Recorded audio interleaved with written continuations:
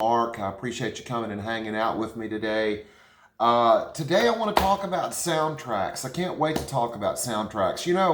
I was doing a little research for the video and I looked up on YouTube top 10 soundtracks or essential soundtracks or that type of thing.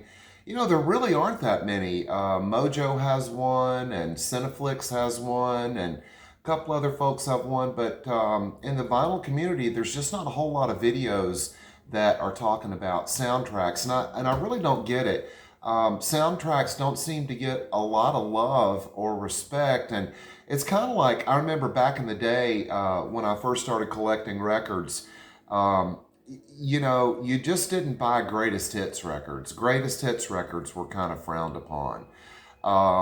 It just wasn't cool to buy a greatest hits. It wasn't even cool for a band to put out a greatest hits record. The record company would try to capitalize on a band's popularity. They'd put out a greatest hits record that had one new song, but you had to buy it if you were completist, right? And I don't know. The only greatest hits record that I bought when I was younger was the Guess Who's Greatest Hits, which is still a phenomenal record, but some reason greatest hits don't get a lot of love, and neither do soundtracks. And I really don't get it. To me, I love soundtracks. They're a great way to get exposed to new bands that maybe you didn't know so much about before.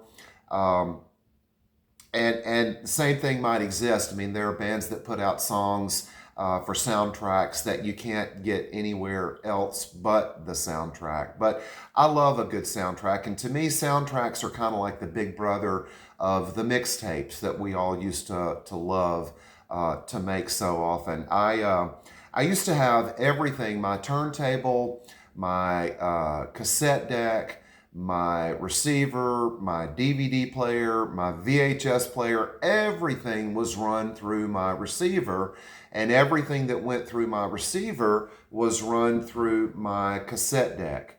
And I used to make mixtapes that would include commercials and news dialogue of the day, and much less songs and different types of things. I mean, like 1969 mixtape might have a John Glenn blurb and a Ford Mustang commercial, and with this and that. I remember my 1974 mixtape started off with Nixon saying, "I'm not a crook." But I used to love to make mixtapes, and to me, soundtracks are really kind of a ready-made mixtape. The soundtracks can take a mediocre movie and elevate it to something much better. Soundtracks can take a good movie and make it something great. So I've got about 25 of them gathered up today. I have a bunch. I probably have 150 soundtracks, but I've got my favorite-ish 25 gathered today. Want to mow through those real quick and just talk about some wonderful, wonderful, wonderful soundtracks. I've got them separated into CDs and vinyl, and the CDs are separated alphabetically, and then the vinyl I've got in a little bit more of an order, kind of loosely based on the ones that I listen to most. I do want to differentiate real quick. There's some confusion, I know, because I've talked to buddies about it, between the difference of a film score and a soundtrack. And this is a good example here. This is American Beauty, fantastic movie. I'm gonna try not to talk so much about the movies so that I can talk more about the music. I think with a lot of these, most of you guys have seen them. I'll dive a little bit deeper into the movies or the soundtracks that I bring up that maybe weren't quite as popular, maybe a little bit more off the beaten path. But American Beauty, so you've got the music, the original motion picture score, which is Thomas Newman, and the music that he wrote to provide color and shape to the movie, whether it's tension or drama or comedic relief or whatever the case may be. And then you've got the actual soundtrack, which also has a couple of Thomas Newman tracks, but you've got Elliott Smith, Folk Implosion, Free, Bill Withers, The Eels, The Who, Bobby Darin, Betty Carter, Gomez, Peggy Lee. So, the soundtrack typically is going to use popular music from all over the place, deep cuts and rare cuts and new cuts and that type of thing. Whereas the film score is just for the most part, all instrumental mood music that is written to underscore or to score actually a film. So that's the big difference. Today, we're not really going to be talking about film scores. Film scores would be like Jaws or Close Encounters of the Third Kind or Star Wars and isn't it funny that every one that I just mentioned is a John Williams film score? He is absolutely the man when it comes to film scores, but there's quite a few other artists out there that do a wonderful job of that as well. So today we're going to concentrate on soundtracks, and with no further ado, starting with alphabetical order, CDs, we're going to look at Amores Perros. Amores Perros literally translates to For the Love of the Dog. It's a wonderful movie. It's kind of like the Mexican version of the movie Crash, in which you've got three characters that really seemingly unrelated characters. The only central thread in this movie between the three characters is that they're all dog owners. And they come together, their paths cross, and they come together in a way that will blow your mind. But this is probably a top 5 movie for me, Amores Perros. And as far as the music, I bought the soundtrack because there's a track by one of my favorite bands, Cafe Tacuba, that I couldn't really get anywhere else. And so I bought it, but I was blown away by the rest of the music. You've got Control Machete, you've got Gustavo Santaolalla. We're going to talk about him quite a bit. You've got the aforementioned Cafe Tacuba, you've got Celia Cruz, and just a host of other artists that you may not be that familiar with. But if you like Mexican hip hop or rock en español, this is a wonderful way to go, and this is a wonderful movie and a wonderful soundtrack. Next up, I want to talk about Basquiat. This is Jeremy Wright, who I absolutely love. He's one of my favorite actors. And of course, this is his portrayal of the troubled artist, New York artist, that would go from living in a cardboard box in Central Park to great acclaim. And it's a wonderful movie. And the soundtrack is absolutely all over the place. You've got Public Image Limited. You've got Van Morrison.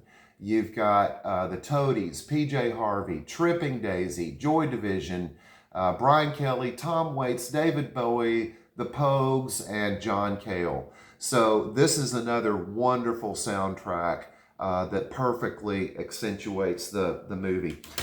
This is another favorite. This is Blue in the Face. This is the Wang Wang, Paul Auster written sequel to the movie Smoke with Harvey Keitel. Harvey Keitel owns a small tobacco store in the center of Brooklyn, and it's basically just a movie about the characters that come in and out and occupy the store and hang out and talk. But it's a wonderful movie, and Blue in the Face is its tongue-in-cheek sequel. And this movie has got cameos by so many different people. You've got, of course, Harvey Keitel, but you've got Michael J. Fox, you've got Lou Reed, you've got Roseanne, you've got Myra Sorvino, Lily Tomlin, Madonna shows up in a scene. Just a great, great movie.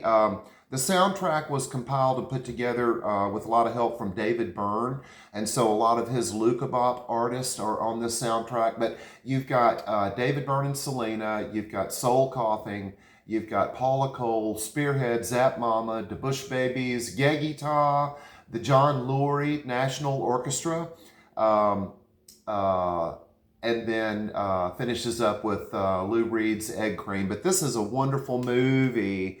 One of my favorites. I've got the poster of the movie in my hallway. You might have seen it in my room tour video, but I love this movie, love this soundtrack. Can't get enough of it. Broken Flowers. I love everything that Jim Jarmusch does. I'm a big fan of Bill Murray, and again, Jeremy Wright is in this movie.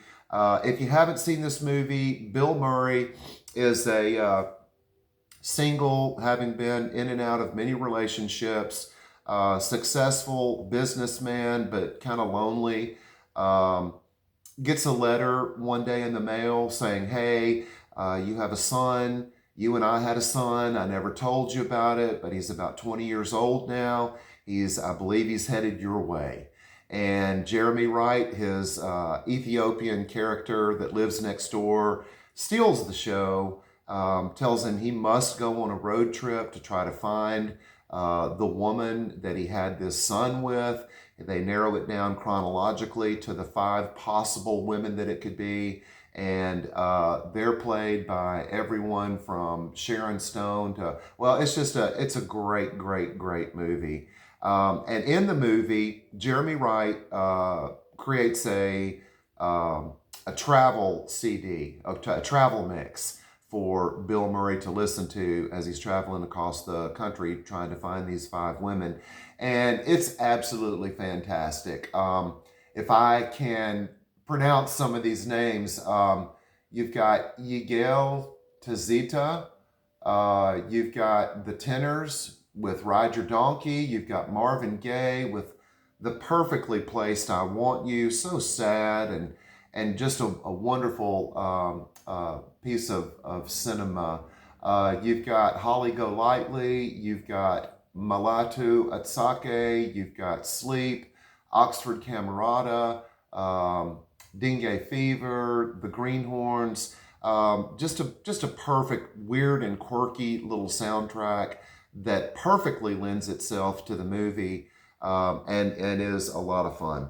All right, I'm going to get into a couple here that you guys know and love, I'm sure. Garden State, everybody knows about Garden State. Zach Braff's vehicle. This was all over everything there for quite a while. And there's a good reason for it. It's a good movie, but you've also got Coldplay, The Shins, 07, Colin Hay, Remy Zero, the Carey Brothers, Nick Drake, Thievery Corporation, Simon and Garfunkel, Iron and Wine, Frou Frou, and Bonnie Somerville. Another great movie, but to me, the soundtrack absolutely makes it. One of my favorites, Indian Runner. This movie was produced, I believe, in about 91 or 92, written and directed by Sean Penn, who I think is absolutely brilliant in his direction of this movie. And it's a movie that's loosely based on the Springsteen song from the Nebraska album, State Trooper. You've got 2 brothers played by David Morse and Viggo Mortensen. David Morse is a farmer / police officer, upstanding, honest, solid, just a great guy that everybody loves. And then Viggo Mortensen is his Vietnam veteran brother who's very troubled and just not really a very nice guy at all. But the music perfectly underscores the movie and the moods in the movie and the tensions that are created, but also the humor. Wonderful, wonderful movie with a great cast. In addition to David Morse and Viggo Mortensen, you've also got Patricia Arquette. You've got a small little role by Benicio del Toro, who's another one of my favorites. But this is a fantastic movie, and it's half film score and half popular music. So you've got Traffic, you've got Jefferson Airplane, you've got Quicksilver Messenger Service, CCR, Janis Joplin and the band, and then you've got a whole host of instrumental music that is written. You've got Jack Nietzsche in on the score. You've got David Lindley playing just a multitude of acoustic instruments. And this is a wonderful movie and a wonderful soundtrack. If you don't know this movie, check it out. And real quick, I just want to mention this. There is a song on here. Oh, that's good coffee. There's a song on here by Eric and Brett Haller called Brothers for Good. I love that song. I love the way that it's used in the movie. And I have sought out Eric and Brett Howler, and have not been able to find anything else by them or about them. Um, if anybody out there knows anything more about Eric and Brett Howler, please let me know. These days, I mean, gosh, you've got Wikipedia and the internet and the whole nine yards. To not be able to find anything about those two cats, kind of unusual to me. But anyway, this is a wonderful movie, wonderful soundtrack. Do yourself a favor. And I wasn't a big Jefferson Airplane fan. But the track that is used on this album is Coming Back to Me, the beautiful Marty Balin song, which kind of turned me on to a different side of Jefferson Airplane that I really didn't know about before, and gave me a deep dive into that band that I probably would never have done if it weren't for this soundtrack. Next up, Magnolia. I don't know how many of you have seen this movie, but it is absolutely wonderful. Paul Thomas Anderson, again, with an all-star cast. John C. Reilly, a bunch of other wonderful people Tom Cruise is in it. A lot of other folks. I can't remember. Philip Seymour Hoffman. Several of my favorite actors are in this, and there's another one that I'm forgetting right now. But anyway, if you haven't seen this, slightly tragic and sad, but wonderful as well, and beautifully filmed, with the quirkiness that only Paul Thomas Anderson can bring to a movie. The score, the film music is written by Amy Mann. There's only one track on this soundtrack that's not Amy Mann, and that's Supertramp doing the Logical song. But she kills it on this. I'm a huge Amy Mann fan. This was my introduction to her. And man, I'm such a huge Amy Mann fan now. But, I loved her going back to Till Tuesday. Always loved her voice. But I had no idea of the depth of her songwriting until I saw this movie. And wow. So if you haven't seen Magnolia, check it out. Let's go back a little ways. Pump Up the Volume. Christian Slater. You guys know the movie and the premise. Small town, high school scene. Christian Slater's character runs a pirate radio show out of his garage, illegally, of course, and plays all of the more subversive music of the day, stuff that you certainly would not have been hearing on the radio. For instance, you've got Concrete Blonde, you've got Liquid Jesus, you've got the Pixies, you've got Peter Murphy, Bad Brains with Kick Out the Jams, which the first time I heard that blew my mind. Freedom of Speech by Above the Law, I love that track. Soundgarden, a really deep cut from Soundgarden. You've got Sonic Youth, Cowboy Junkies. It's just a wonderful, wonderful soundtrack. Soundtrack might be a little bit better than the movie. The movie is a fun little watch, but the soundtrack I've listened to many, many, many, many, many times. And it's a corker. It's a good one. Reality Bites from around the same time. I remember in the 70s, you had the big, like we were talking about, the film scores. Jaws and Close Encounters and Star Wars. And of course, you had some big soundtracks too, like Staying Alive, Saturday Night Fever, that type of thing. And then in the 80s, kind of a little bit more of the same. But in the 90s, soundtracks really, really took off. And unfortunately, most of them were released on CD and not vinyl. But Reality Bites is another one of those. Decent movie, but a really fun soundtrack. And you've got The Knack, you've got the Juliana Hatfield 3, you've got the Indians, World Party, the Posies, Lisa Loeb, U2, Crowded House, Lenny Kravitz, an Ethan Hawke track, Dinosaur Jr.'s on here with Turnip Farm. You've got Squeeze, you've got Big Mountain, Reality Bites, a comedy about love in the 90s. What a great little soundtrack. Next up, Repo Man. And again, another great and weird and quirky little movie. Emilio Estevez, Harry Dean Stanton. Fantastic movie. And again, you know, you've got Iggy Pop, you've got Black Flag, you've got Suicidal Tendencies, the Circle Jerks, the Plugs, Burning Sensations with Pablo Picasso. I love that. The Circle Jerks. Let's see, the Juicy Bananas. What a great little soundtrack. I think I've seen the movie once. I think I've listened to the soundtrack at least 100 times, right? So love this soundtrack. Repo Man. Quentin Tarantino, right? Man, Quentin Tarantino. Reservoir Dogs. Um, a lot of times, a soundtrack can be almost like a love letter from the director or the producer.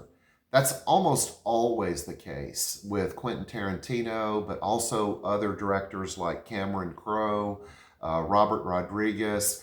The music is just simply going to be a huge part of the film. And sometimes a song can resonate with you. You know, our brains connect a particular song to a particular scene that really, I mean, otherwise would be very disparate, right? But if you think about Steeler's Wheel, Stuck in the Middle with You, used in the ear scene in Reservoir Dogs, what a fantastic use of music.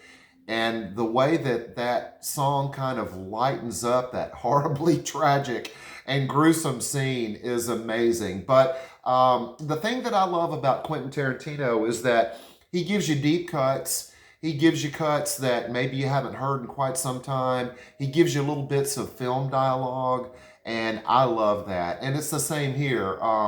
You've got Little Green Bag, you've got Hooked on a Feeling, you've got Magic Carpet Ride, you've got the Madonna speech, you've got Fool for Love, Super Sounds, Stuck in the Middle with You, Harvest Moon, Let's Get a Taco, Coconut, the Harry Nilsson track. But this is just, it's a fantastic soundtrack. And of course, we'll talk more about Quentin Tarantino as we go. Wim Wenders. I love Wim Wenders, and we could have spent quite a bit of time talking about Wim Wenders and Ry Cooder. I believe that Ry Cooder has created the film score for 8 or 9 different Wim Wenders films. Oddly enough, he's not on this one, but again, this is, in my opinion, a pretty forgettable movie, but I love the soundtrack. And the soundtrack, you've got Graham Revell, you've got the Talking Heads, you've got Nina Cherry, you've got Lou Reed again, you've got Can, you've got REM, Elvis Costello, Nick Cave and the Bad Seeds, Patti Smith, Depeche Mode, Jane Seabury, T-Bone Burnett, Daniel Lanois, U2. It's just a wonderful, wonderful soundtrack. And this soundtrack turned me on to a few people that I wasn't that familiar with to begin with. So another great use of music in a wonderful film. Let's talk about Cameron Crowe. Almost Famous. I'm sorry, not Almost Famous, Vanilla Sky. I love Almost Famous as well, but I love Vanilla Sky. I really like that movie quite a bit. Penelope Cruz, Cameron Diaz, Tom Cruise. Wonderful, wonderful movie. But, you know, when you've got Cameron Crowe directing, you're going to get a great soundtrack. It's just always, it's the way it is. Whether it's Chasing Amy or, you know, Fast Times at Ridgemont High or Vanilla Sky or Elizabethtown or another movie that we're going to talk about. But this is a great, great soundtrack. And you've got REM, you've got Radiohead, you've got one of my favorite Paul McCartney songs with the title track, Vanilla Sky, that you can't get anywhere but here. You've got the Monkees, you've got the Red House Painters, you've got Josh Rouse, Sigur Rós, Jeff Buckley, Todd Rundgren, Bob Dylan, Nancy Wilson, REM, and round things out, the Chemical Brothers. This was a popular enough soundtrack and sold enough that they came out with part 2, and it's really good as well. But This is a fantastic soundtrack. So those are 15 CD soundtracks. To the best of my knowledge, most of those have never been released on vinyl. I really wish they were. I mean, this is the vinyl community, and vinyl is my favorite medium. But I love having the CDs, and if that's all I can have, I'll take it. So let's talk about 10 vinyl records. And like I said before, these are basically in the order that I listen to them the most. So the first one that we're going to show, I listen to, but I listen to the least. And then the last one that we show, I listen to quite a bit. Let's talk about American Graffiti. Okay? American Graffiti. I remember going to see this movie at the theater. I was a kid. It was a little bit more grown up than what I had expected. You know, you have to, maybe you've forgotten, but I'd like for you to remember that this is a Lucasfilm. This was produced by George Lucas, and it was directed by Francis Ford Coppola.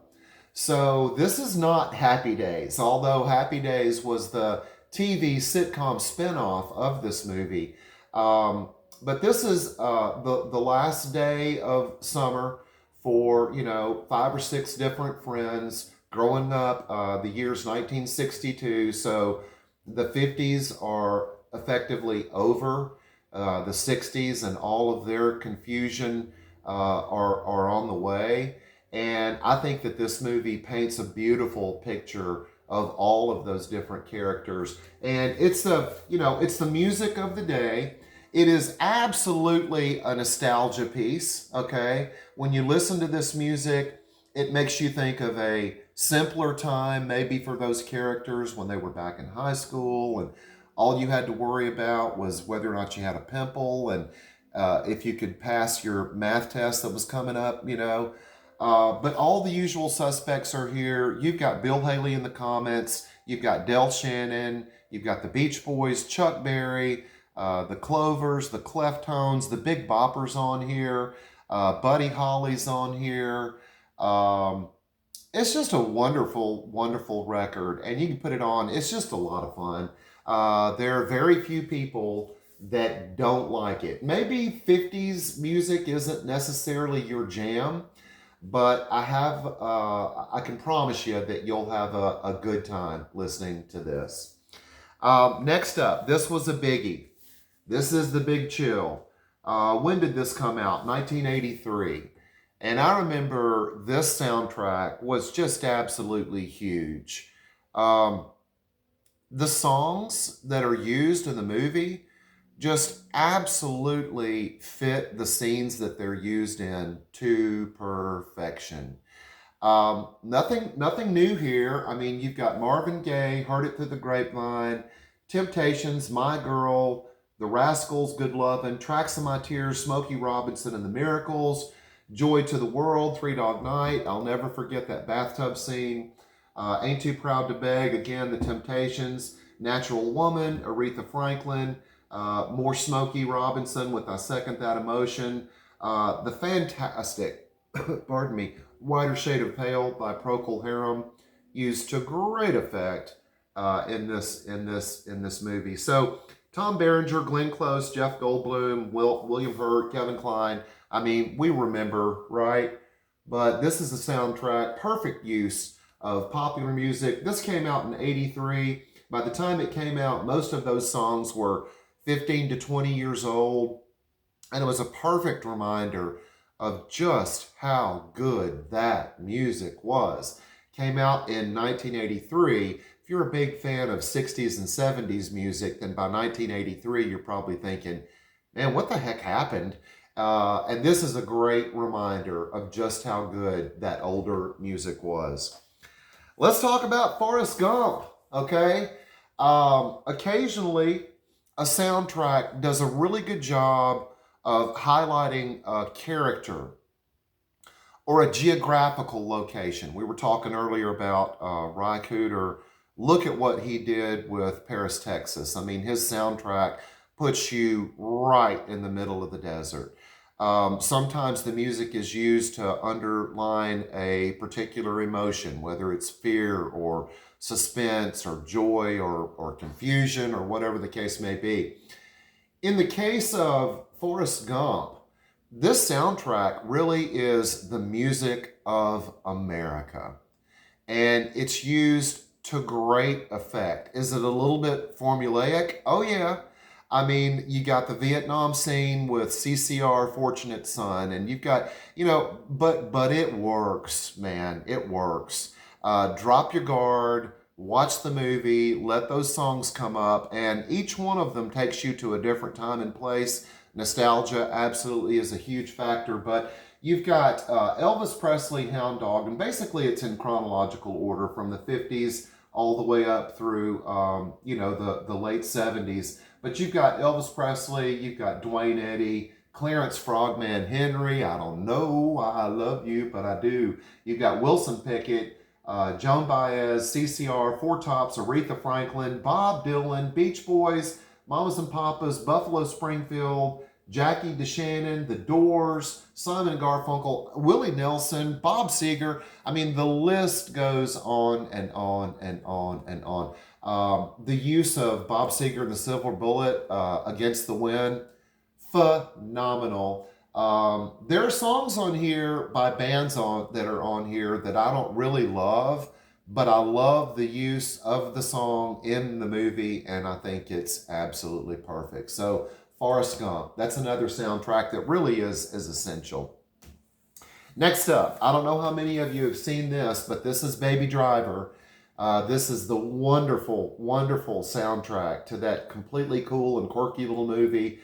You've got Kevin Spacey, you've got Jamie Foxx. It's just a Baby is the car driver, the getaway driver with phenomenal skills that does literally everything to music. He drives to music. He gets dressed to music. He eats to music. He walks to music. And the soundtrack is all over the place, but it's absolutely killer. You've got the John Spencer Blues Explosion. You've got Bob and Earl with the original Harlem Shuffle. It's got that great opening, da da da, that House of Pain used to great effect, and Jump Around. You've got Egyptian Reggae by Jonathan Richman and the Modern Lovers. Great song. But you've got Googie Renee, you've got the Beach Boys, Carla Thomas, the Kashmir Stage Band, and Dave Brubeck, all on one side. Okay, music's all over the place, but somehow it works together. You've got the Damned, you've got the Commodores, you've got T-Rex and Beck, the Incredible Bongo Band, the Detroit Emeralds, Alexis Corner's Blues Incorporated, but you've got a killer, The Edge by David McCallum. Opened my eyes. I didn't know anything about David McCallum until I bought this. You've got Martha Reeves and the Vandellas. You've got Sam and Dave. I mean, and what's the other track? Of course, you've got Baby Driver by Simon and Garfunkel. You've got Radar Love by Golden Earring. This is just a fantastic movie and a fantastic soundtrack. And if you don't know it, check it out. Pick it up. Very, very, very, very cool.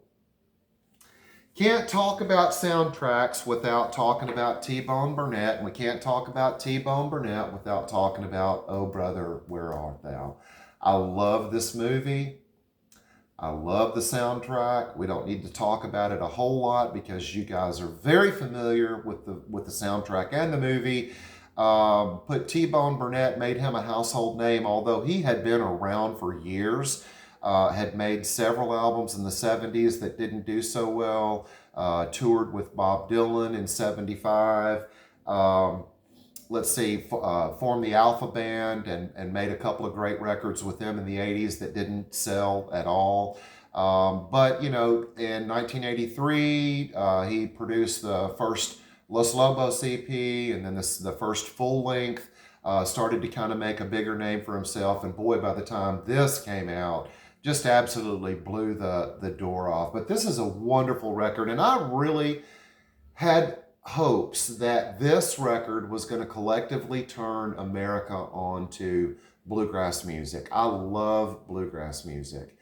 Bluegrass music is another genre that really just doesn't get really any love in the vinyl community, and I don't really get that either, because whether or not you're going all the way back to, like, Flatt and Scruggs and Benny Martin and the older cats, or whether you're bringing it current with Newgrass Revival and or even something a little newer than that, Turnpike Troubadours or Billy Strings or whatever. Bluegrass music is wonderful, and the musicianship is phenomenal. I mean, there are things that bluegrass guitar players can play that people like Jeff Beck, Jimmy Page, and Jimi Hendrix couldn't have touched. So, but anyway, this is a wonderful record. It totally puts you there.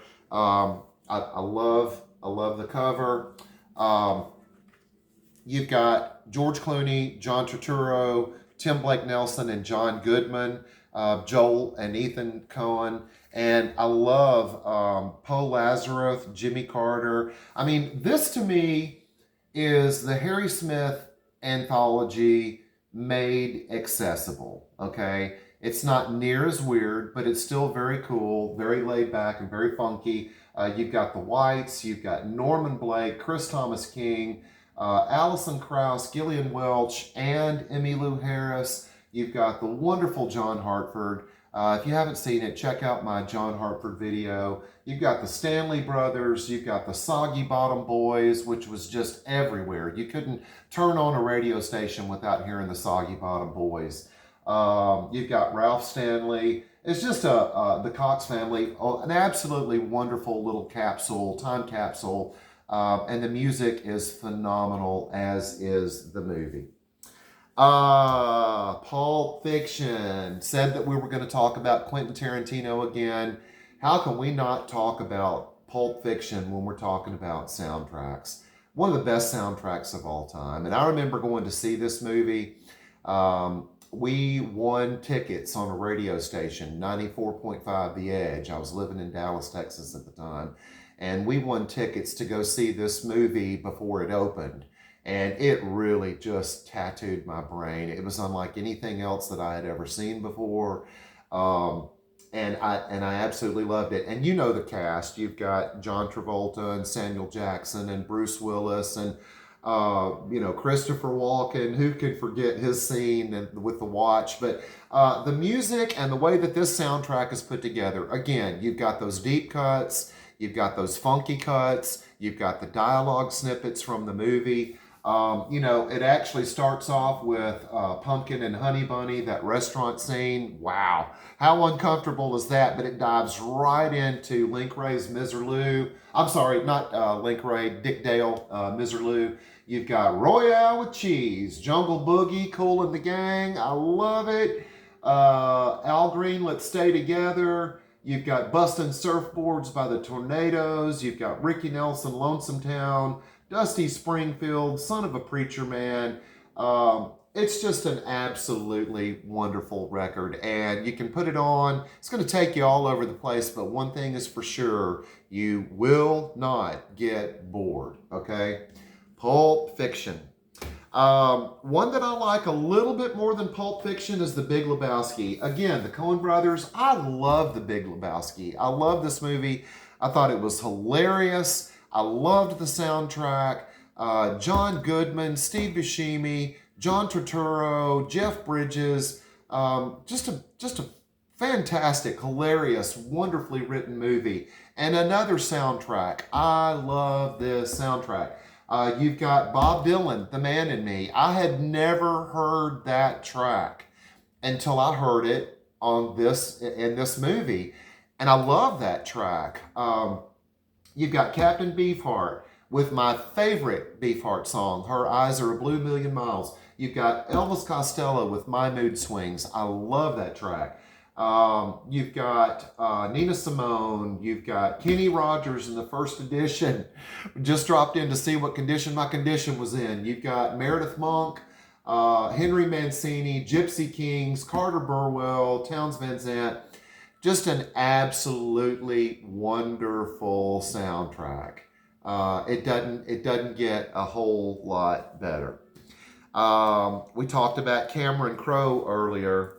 We can't talk about Cameron Crowe without talking about Singles. I love this movie and I love this soundtrack. And this soundtrack really, at the time that it came out, was like a love letter to grunge fans everywhere. Um, Temple of the Dog, Alice in Chains, Pearl Jam, Soundgarden, those were all bands that in 90, 91 started to make big, big, big waves. And Cameron Crowe comes along to direct a movie about the singles, being young and single in Seattle. But it really is a love letter to the music. And you get some of the best music of that era or of that genre on this record. I mean, people loved Cameron Crowe. And so they would give him things to use. Like, for instance, I think that the very best Smashing Pumpkins song ever written, Drown, is on this record. It's not on any Smashing Pumpkins record. And Billy Corgan has said in interviews that he gave away his best song, but, he loved Cameron Crowe. You've got Mother Love Bone. You've got Alice in Chains. You've got Paul Westerberg. You've got a couple of Pearl Jam tracks, State of Love and Trust and Breath. You've got the aforementioned Drown. You've got Waiting for Somebody. Paul Westerberg, the Replacements, they weren't from Seattle, but that music perfectly fits on this soundtrack.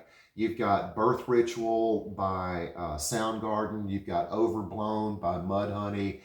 My favorite track, and I think the greatest thing that Chris Cornell ever put to tape, is the wonderful, wonderful Seasons.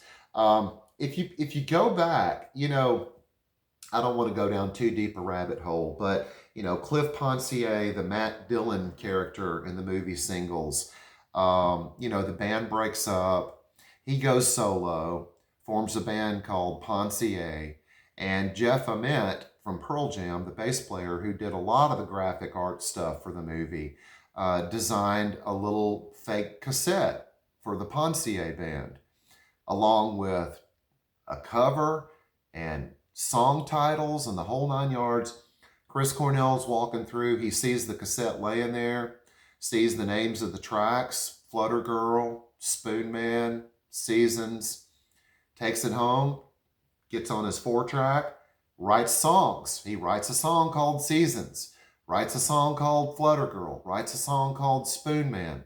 And then obviously those tracks were good enough. I mean, Cameron Crowe was blown away. He couldn't believe that they had gone to this much trouble for a stage prop, but was very touched and ended up using most of that music in the film. And the Seasons track with Chris Cornell is absolutely wonderful. This is the reissue that came out a few years back. I guess it was the 25th anniversary. And I love it. And it came with an extra, came with a CD. And this is all of that other music. You've got Citizen Dick. You've got Chris Cornell solo tracks. You've got Alice in Chains live from the movie. You've got Paul Westerberg. You've got Blood Circus, Mike McCready. It's just a wonderful little companion thing. And you can't get this without that. So that's a wonderful, wonderful record to pick up. But I love Singles. The movie, maybe it hasn't aged quite so well, but I still love it, and I still love the music. All right, so what is this? This is Cowboy Bbop. I love Cowboy Bbop. In 1998, Cowboy Bbop aired in America for the first time. Didn't do so well. But in about 2000, 2001, Comedy Central added it to their Adult Swim lineup, and along with Boondocks and some other things, and it took off. And now it's recognized as possibly, well, it's simply the watermark for anime. Beautifully made, but very different, and the music absolutely sets it apart. When it first came out, it was CD only. Along the way, they came out with the vinyl. Try finding it, man, it's incredibly expensive. And so a few years back, they reissued this, and I love it. The music is mostly done by a band called the Seatbelts, which is a loose collective of Asian musicians. And it is crazy. It's like pre-war jazz meets swing meets exotica.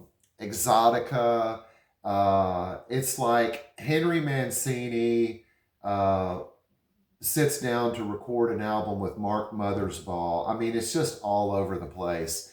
And the graphics are fantastic. The music is fantastic. And this is a wonderful, wonderful little collection. I'm so glad that I've got it in my collection. It's a really, really, really cool thing to have, Cowboy Bbop. And last but not least, possibly my favorite soundtrack of all time, The Harder They Come, the Jimmy Cliff vehicle. I've seen the movie once. It's okay. Typical blaxploitation film. Takes place in Jamaica. You've got the Rude Boys and, you know, that type of thing. But the music, I simply can't think of a better introduction to reggae music than The Harder They Come. You've got the excellent Jimmy Cliff tracks. You Can Get It If You Really Want, Many Rivers to Cross, The Harder They Come. You Can Get It If You Really Want. The other stuff, the Maytals, Desmond Decker, Shantytown. I love Scotty's Draw Your Breaks. I love the Melodians, Rivers of Babylon. Just an absolutely, and every song, you put this on and every song's better than the one before it, and they're all great. So this is another one of those wonderful records. And this is the oldest soundtrack that we've talked about today. This came out in 72. I think American Graffiti came out in 73. And most of the rest of the stuff that we talked about is a little more modern day. But this is a wonderful, wonderful record. Very cool cover. Very hip. Do yourself a favor. If you haven't heard this and you're a fan of reggae music at all, or if you're not a fan of reggae music, but you want to kind of dip your toes in the water, The Harder They Come is a wonderful, wonderful way to go. So that's it. Soundtracks. Soundtracks are so much fun. You put them on, you get a lot of variety. You're going to hear things that maybe you haven't heard before. And they're just, in my opinion, they're fun to collect. So, y'all, I appreciate you hanging out today. Thanks for stopping by.